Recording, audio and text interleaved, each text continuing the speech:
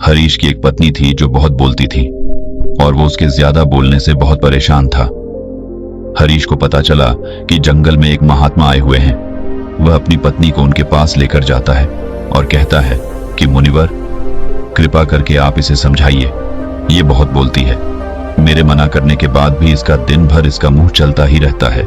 मैं इसे कितना समझाता हूं कि कम बोला कर चुप रहना सीख, लेकिन नहीं, और हर बार इसकी वजह से लड़ ढाई होती है।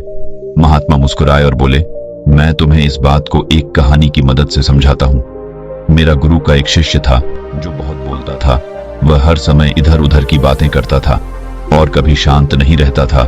जब वह दान लेने के लिए जाता तो हर घर से एक नई कहानी लेके आता और आश्रम के दूसरे शिष्यों को सुनाता, और एक शिष्य की दूसरे से बुराई करता, चुगली करता और दूसरों के सामने अच्छा बनने का प्रयास करता और खुद के मुंह से ही खुद की तारीफ करता रहता और हमेशा खुद को गुरु के सामने सबसे बुद्धिमान और उत्तम साबित करने का प्रयास करता। वह खुद को सभी शिष्यों से अलग और श्रेष्ठ मानता था। उसका कहना था कि मैं एक अमीर घर का बालक, अगर मैं चाहता तो एक आरामदायक और सुविधाओं से भरा जीवन जी सकता, लेकिन मैं वह सब छोड़ कर यहाँ आ गया क्योंकि मुझे खोज करना, खुद को जानना है, जीवन को जानना है। एक दिन गुरु ने आश्रम के सभी शिष्यों को बुलाकर कहा, आप सभी को अगले 1 महीने के लिए कोई न कोई संकल्प लेना होगा। इससे आपकी संकल्प शक्ति मजबूत होगी और आप में आत्मशक्ति का संचार होगा। आप सभी अपने सामर्थ्य के अनुसार कोई भी संकल्प ले सकते हैं, और यदि 1 महीने से पूर्व आप में से जिसका भी संकल्प टूट जाएगा तो वह अपनी पुरानी दिनचर्या में वापस आ सकता है। सभी शिष्यों ने अपनी शक्ति के अनुसार संकल्प लिए और गुरु को अपने अपने संकल्प के बारे में बताकर वहां से चले गए। लेकिन वह शिष्य जो खुद को सबसे अलग दिखाना चाहता था, वह सीधे गुरु की कुटिया में पहुंच गया और बोला, मैं कोई छोटा मोटा संकल्प नहीं लेना चाहता, बल्कि खुद की ही जैसे एक और महान संकल्प लेना चाहता हूं। कृपया आप ही बताएं मुझे क्या संकल्प लेना चाहिए। उसकी यह बात सुनकर गुरु मुस्कुराए बोले, क्या तुम मेरे द्वारा दिए गए संकल्प को पूरा कर पाओगे? क्या तुम्हारे लिए उसे पूरा करना संभव होगा? शायद नहीं, वह तुम्हारे लिए संभव नहीं। तुम उसे पूरा नहीं कर पाओगे, इसीलिए तुम खुद ही कोई संकल्प ढूंढो। शिष्य ने कहा, नहीं गुरुदेव, आप जो भी संकल्प मुझे देंगे मैं जरूर उसे पूरा करूं। गुरु ने कहा, ठीक है, तो तुम अगले 1 महीने तक चुप रहो, मुंह से एक शब्द भी नहीं निकालोगे, यही है तुम्हारा संकल्प। शिष्य ने कहा, गुरुदेव, यह भी कोई संकल्प है? ये तो बहुत ही आसान है। आप कोई संकल्प दीजिए जो मेरी योग्यता के बराबर हो। गुरु ने कहा, पहले तो तुम इस संकल्प को तो पूरा करके दिखाओ। शिष्य ने गुरु की बात मान ली और वह उसी समय चुप हो गया और पलटकर कुटिया से बाहर चला गया। उसे चुप रहना बहुत आसान लग रहा था। उसने एक दिन तो जैसे तैसे चुप रहकर काट लिया, लेकिन दूसरे दिन से उसके मन में ना बोलने का बोझ बढ़ने लगा और तीसरे दिन उसे भारीपन महसूस होने लगा और चौथे दिन उसके अंदर एक अजीब सी बेचैनी होने लगी, क्योंकि आसपास आश्रम के सभी शिष्य एक दूसरे से बातें कर रहे थे। वह भी अपना पक्ष उनके सामने रखना चाहता था, उनकी बोलती बंद कर देना चाहता था, लेकिन उसका संकल्प उसके आ रहा था, इसीलिए वह पूरे दिन सिर्फ और आंखें बनाता। इसी तरीके से कुछ दिन और बीते और वह शिष्य बीमार पड़ गया। उसका सिर फटा जा रहा, उसका खाने पीने तक का मन नहीं था, वह सिर्फ बोलना चाहता था। वह गुरु के पास गया और उनके सामने बैठकर लिखकर उन्हें बताया, गुरुदेव, मैं बोलना चाहता हूँ, बिना बोले मुझे सांस नहीं आ रही है, मेरा दम घुटता जा रहा है, मैं अंदर ही अंदर पागल हुआ जा रहा हूँ, मैं क्या करूँ? संकल्प तो ड दूं क्या? ये पढ़कर गुरु मुस्कुराए और बोले, मैं संकल्प ढाने के लिए नहीं होते, लेकिन जो अपने संकल्प को पूरा कर लेता है वह अपनी आंतरिक शक्ति को बढ़ाता है, और जो अपनी आंतरिक शक्ति को बढ़ा लेता है वो समाज और जागृति की राह पर आगे बढ़ जाता है। संकल्प का लेना भी तुम्हारे हाथ में था और इसे तोड़ना भी तुम्हारे हाथ में है। तुम्हारे बहुत से भाई अपने संकल्प को तोड़कर अपनी पुरानी दिनचर्या पर वापस आ चुके हैं। अगर तुमसे नहीं हो पा रहा तो तुम भी संकल्प तोड़कर अपनी पुरानी दिनचर्या पर वापस जा सकते हो। लेकिन याद रहे, अगर आज तुम इस छोटे से संकल्प को नहीं संभाल पा रहे तो तुम अपनी बाकी की पूरी जिंदगी को कैसे संभाल सकोगे? बाकी फैसला पूरी तरह से तुम्हारे हाथों में है। गुरु की यह बात उस शिष्य के दिल में चोट कर गए।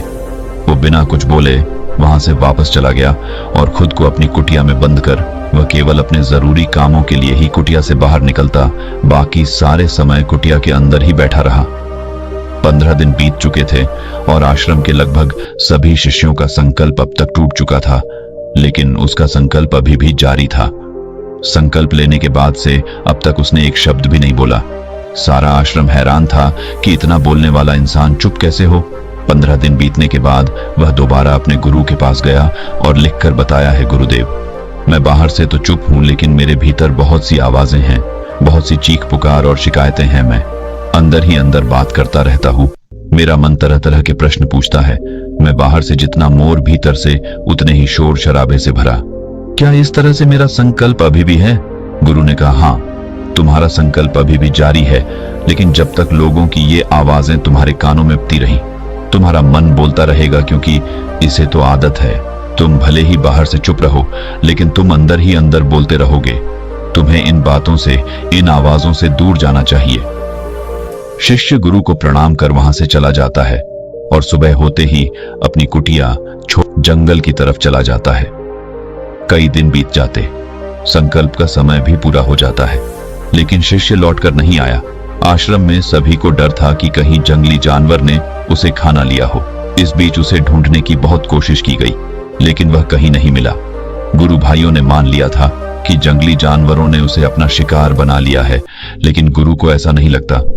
एक दिन आश्रम का एक अन्य शिष्य गुरु के पास आया और बोला, गुरुदेव, हमारे उस अधिक बोलने वाले भाई के साथ क्या हुआ होगा? क्या जानवर ने उसे मार दिया होगा? गुरु ने कहा, हो सकता है कि जानवरों ने उसे अपना शिकार बना लिया हो, लेकिन उसके न लौटने की एक दूसरी वजह भी हो सकती है। शायद उसे वह मिल गया है जिसके लिए वह गया था। फिर शिष्य ने पूछा, गुरुदेव, क्या ज्यादा बोलना इतना हानिकारक होता है? गुरु ने बोला, कहा, इंसान के जीवन के बहुत सारे दुखों में से एक दुख यह भी है कि वह कभी चुप नहीं रह सकता, हमेशा कुछ ना कुछ बोलता ही रहता है। सिर्फ हमारे बोलने के कारण हमारे आधे से ज्यादा दुख पैदा होते हैं। हम में से कोई भी चुप नहीं रहना चाहता, हम बस सामने वाले को सुना देना चाहते हैं। जो भी हमारे मन में है सब निकालकर उसके मन में बैठा देना चाहते हैं, उसे समझा देना चाहते हैं कि देख, तू गलत है और मैं सही। इस तरीके से सुनने और सुनाने का यह काम जिंदगी भर चलता रहता है, लेकिन इस नासमझी में हम अपना समय, अपना जीवन, अपनी समझ और सबसे महत्वपूर्ण अवकीमती पल जो जिए जा सकते हैं, जिनको अनुभव किया जा सकता है, जिनमें आनंद को प्राप्त किया जा सकता है, यह सब खो देते हैं। लेकिन इसके बदले हमें मिलता क्या है? कुछ नहीं, सब व्यर्थ और बर्बाद हो जाता है। शिष्य ने पूछा, तो फिर इसका समाधान क्या है? गुरु ने कहा, पूरी जागरूकता के साथ अपने विचारों को देखना, यही एकमात्र तरीका है। सारी मानसिक समस्याओं का वर्तमान में रहकर चिंतन करना, पूरी जागरूकता के साथ अपना काम करना जिंदगी में चमत्कारिक बदलाव ला देता है। उसके बाद वह शिष्य गुरु से अपने प्रश्नों का उत्तर पाकर उनको प्रणाम करके वहां से चला गया। उस शिष्य को आश्रम छोड़ ढकर गए 3 महीने का समय बीत चुका था, लेकिन उसकी कोई खबर नहीं। अब तक तो सभी गुरु भाइयों ने भी उसके वापस लौटने की उम्मीद छोड़ी, लेकिन एक दिन वह आश्रम लौट आता है। लेकिन अब वह नहीं था जो यहां से गया था, वह कुछ और ही बनकर वापस आया था। उसके अंदर एक गजब का बदलाव महसूस किया जा सकता था। उसके चेहरे पर एक गजब का ठहराव और आंखों में बनी शांति थी। आश्रम में आते ही सभी गुरु भाइयों ने उसे चारों तरफ से घेर लिया और बातें करने लग गए। वह भी अपने गुरु भाइयों से बातें करने लगा। उससे बात करने वाले सभी ने यह अनुभव किया कि अब वह पहले जैसा उतावला और बातूनी नहीं रह गया था। उसके मुंह से एक एक शब्द बहुत ही सुलझे हुए और मधुरता के साथ निकल रहे थे। थोड़ी देर तक गुरु भाइयों से बात करने के बाद वह सीधा गुरु की तरफ चला गया। उसने गुरु के चरण छुए और कहा, गुरुदेव, क्या मैं अब भी मौन हूं? क्या अब भी मेरा संकल्प जारी है? गुरु ने कुछ देर तक शिष्य की आंखों में बड़े ध्यान से देखा और कहा, हां, तुम अब भी मौन हो। तुम्हारे मुंह से एक भी शब्द निकल नहीं रहा और तुम्हारा संकल्प अभी भी जारी है। शिष्य ने कहा, गुरुदेव, जब मैं आश्रम से गया तो मैं मुंह से तो चुप था, लेकिन मेरे अंदर बहुत सी आवाजें थी। मन में बहुत से प्रश्न थे और वह बंद नहीं हो रहे थे। तो मैं जंगल में